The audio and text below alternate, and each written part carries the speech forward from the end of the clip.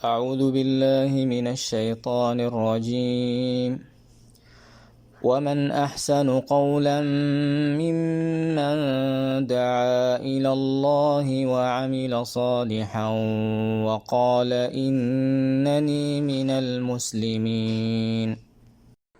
بسم الله الرحمن الرحيم. الحمد لله رب العالمين والصلاة والسلام على أشرف الأنبياء والمرسلين نبينا محمد وعلى آله وصحبه أجمعين وبعد.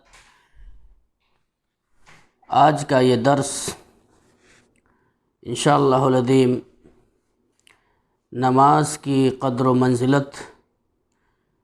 اسلام کے اندر کیا ہے اور ایک مسلمان کی زندگی میں اس کی اہمیت کیا ہے. اللہ تبارک و تعالی کلام حکیم کے اندر ارشاد فرماتے ہیں ان الصلاۃ کانت علی المؤمنین کتابا موقوتا، کہ اللہ تبارک و تعالی فرماتے ہیں بے شک نماز صلاۃ مومنوں کے اوپر وقت مقررہ پر فرض کر دی گئی ہے، اس کا وقت مقرر کر دیا گیا ہے. نماز کی قدر و منزلت کچھ نقاط اس کے بارے میں آپ کے سامنے رکھنا چاہتا ہوں. ان نقاط میں سے ایک نقطہ یہ ہے، اس کی اہمیت، اس کی قدر اور منزلت یہ ہے کہ اللہ تبارک و تعالی نے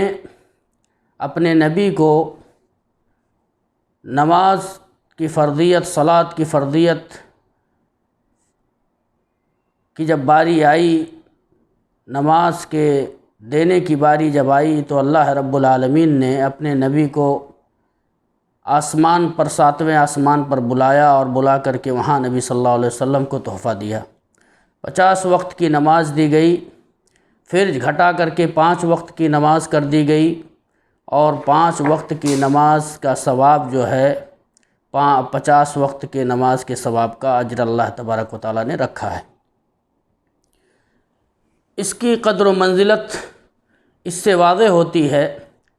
کہ اللہ رب العالمین نے تمام عبادات کو اللہ نے زمین پر اتارا، لیکن نماز کی اہمیت کو بتاتے ہوئے اللہ تبارک و تعالی نے نبی کو آسمان پر بلا کر کے وہاں دیا، فرض کیا نماز کو.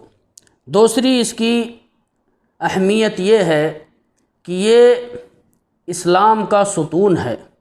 اسلام کا ایک اہم کھمبا ہے، اسلام کا ایک عمود ہے، بنیاد ہے. اللہ تبارک و تعالی نے اللہ کے نبی صلی اللہ علیہ وسلم اس کے بارے میں فرماتے ہیں راس الامر الاسلام وعمودها الصلاۃ، یعنی نماز جو ہے، اللہ کے نبی صلی اللہ علیہ وسلم نے فرمایا صلاۃ جو ہے یہ عمود ہے، یہ کھمبا ہے، اور اسلام کا یہ کھمبا ہے، یہ پہلا بنیاد ہے، دوسرا بنیاد ہے اسلام کا. اسی طریقے سے ہمارے نبی صلی اللہ علیہ وسلم نے فرمایا. تیسری بات، اللہ کے نبی صلی اللہ علیہ وسلم اس کی اہمیت اور فضیلت کو اجاگر کرتے ہوئے نماز کی، اللہ کے نبی صلی اللہ علیہ وسلم نے فرمایا، اس وقت نبی صلی اللہ علیہ وسلم نے اپنی امت کو نصیحت کر رہے ہیں اور اس کی اہمیت کو بتا رہے ہیں، اس کی قدر کو، نماز کی قدر اور اس کی عظمت کو اللہ کے نبی صلی اللہ علیہ وسلم بتا رہے ہیں کہ نماز مرض الموت کے وقت اللہ کے نبی صلی اللہ علیہ وسلم، جس وقت اللہ کے نبی صلی اللہ علیہ وسلم مرض الموت میں مبتلا تھے، اس وقت اللہ کے نبی صلی اللہ علیہ وسلم کہتے ہیں الصلاۃ الصلاۃ وما ملکت ایمانکم. الصلاۃ الصلاۃ، اللہ کے نبی نے جو سب سے زیادہ اہمیت دلائی ہے لوگوں کو نماز کی، اس وقت بھی. اسی طریقے سے میرے پیارے بھائیوں، اللہ کے نبی صلی اللہ علیہ وسلم نے چوتھی اہمیت بیان کرتے ہوئے کہا کہ اللہ کے نبی نے فرمایا کہ اپنے آبا اور لوگوں سے کہا کہ اے انسانوں، اپنی اولادوں کو نماز کی تلقین کرو، نماز کا حکم دو. اس وقت اللہ کے نبی نے فرمایا کہ جب ایک بچہ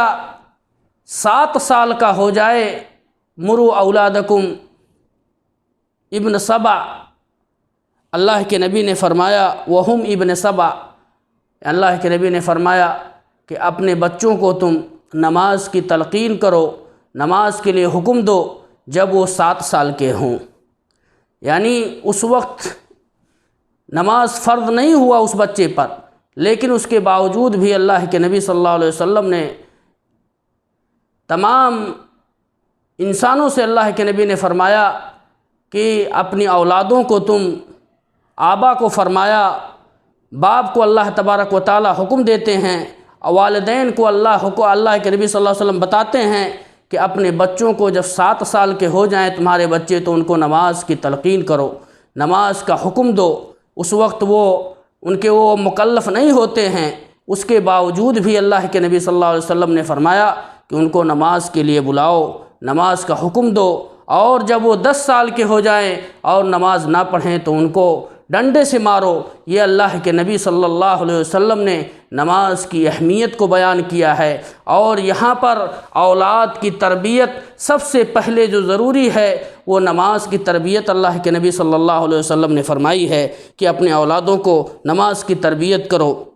اسی طریقے سے نماز کی قدر و منزلت اور نماز کی اہمیت کو اللہ کے نبی صلی اللہ علیہ وسلم نے فرمایا کہ اول ما یحاسب العبد یوم القیامہ الصلاۃ۔ اللہ کے نبی صلی اللہ علیہ وسلم نے فرمایا کہ قیامت کے دن بندے سے جو سب سے پہلے سوال کیا جائے گا وہ نماز کا سوال کیا جائے گا۔ فَإِن صَلُحَتْ صَلُحَ سَائِرُ الْعَمَلِ، اگر اس کی نماز، اس کی صلاح اگر صحیح ہیں تو باقی تمام عمل جو ہیں اللہ رب العالمین اس کو صحیح کر دیں گے اور وہ صحیح ہوں گے۔ اور وَإِن فَسَدَتْ فَسَدَ سَائِرُ عَمَلِهِ، اور اگر اس کی نماز اگر فاسد ہو گئی، اس کی نماز خراب ہے، وہ نماز نہیں پڑھا تو بقیہ تمام اعمال اس کے بیکار ہیں، برباد ہیں۔ اسی طریقے سے چھٹی چیز نماز کی قدر و منزلت، چھٹا یہ ہے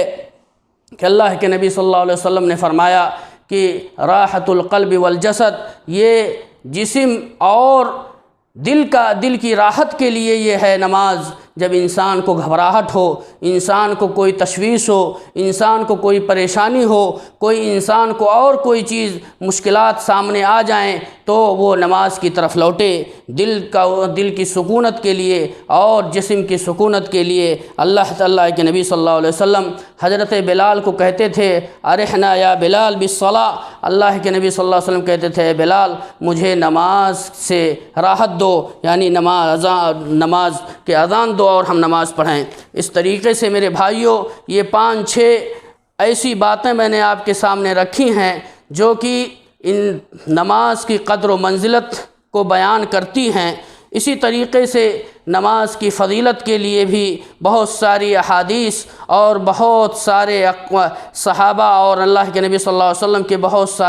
ساری احادیثیں موجود ہیں۔ اللہ کے نبی صلی اللہ علیہ وسلم نے فرمایا کہ الصلوات الخمس والجمعۃ الی الجمعۃ کفارۃ لما بینہما ما اجتنبت الکبائر۔ اللہ کے نبی صلی اللہ علیہ وسلم نے فرمایا نماز جو ہے، ایک نماز دوسرے نماز کے درمیان کے لیے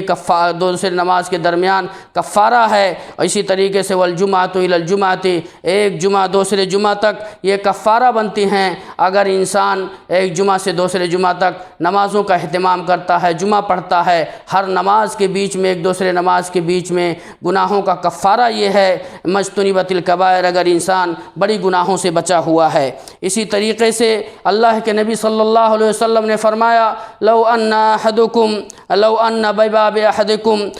نہرا یغتسل فیہ 5 مرات، اللہ کے نبی صلی اللہ علیہ وسلم نے فرمایا کہ اے لوگو، اگر یہ بتاؤ تمہارے گھروں کے سامنے سے اگر ایک نہر جاری ہو، تمہارے دروازے کے سامنے سے ایک نہر جاری ہو اور اس میں تم 5 ٹائم غسل کرو تو کیا تمہارے جسم پر کچھ میل کچیل باقی رہیں گے؟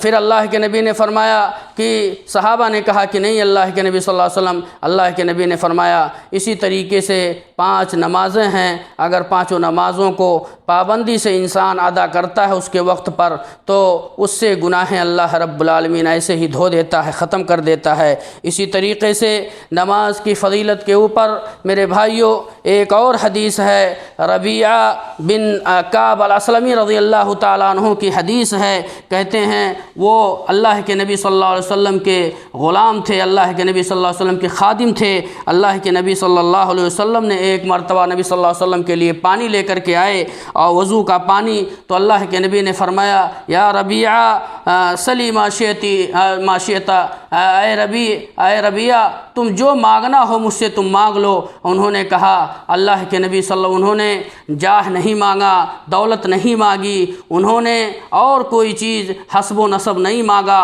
انہوں نے دولت کے لالچ